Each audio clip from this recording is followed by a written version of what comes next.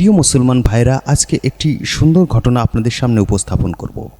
একটি গ্রামে আমির নামে এক দরিদ্র বাস করত, কিন্তু অত্যন্ত সৎ ও ভালো মানুষ ছিল সে।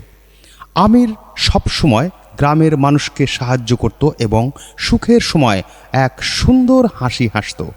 তার সেই হাসি গ্রামের মানুষের মন ভালো করে দিত। একদিন গ্রামের এক ধনী ব্যবসায়ী এলেন। তার নাম ছিল রশিদ। রশিদ ছিল একজন কঠিন মনের মানুষ, ধনী লোক, যার মুখে কখনো হাসি দেখা যেত না।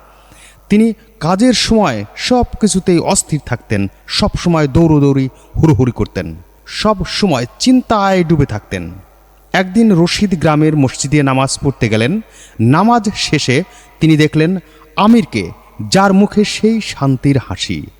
রশিদ বিস্মিত হয়ে আমিরকে জিজ্ঞাসা করলেন, তোমার তো এত সম্পদ নেই, তবুও তুমি এত হাসি খুশি কিভাবে থাকো বলো তো আমির?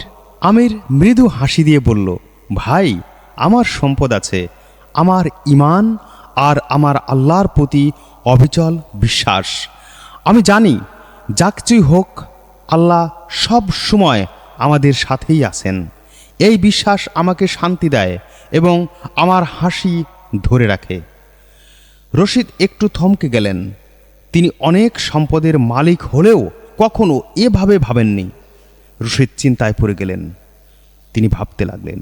তিনি শুধু ভাবলেন, শুধু সম্পদ থাকলেই কি মানুষ খুশি হয়?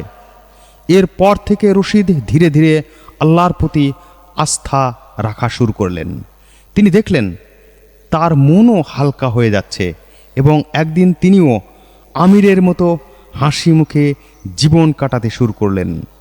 এই গল্পটি থেকে শেখায় যে প্রকৃত সুখ ও শান্তি শুধু সম্পদে নয়, বরং আল্লাহর উপর সম্পূর্ণ বিশ্বাস ও ধৈর্য মনের সুখ শান্তি ফিরিয়ে আনে এবং এটাই প্রকৃত সুখ ও শান্তি। রহিম তোমার SRE মিডিয়া, ইসলামের পথে।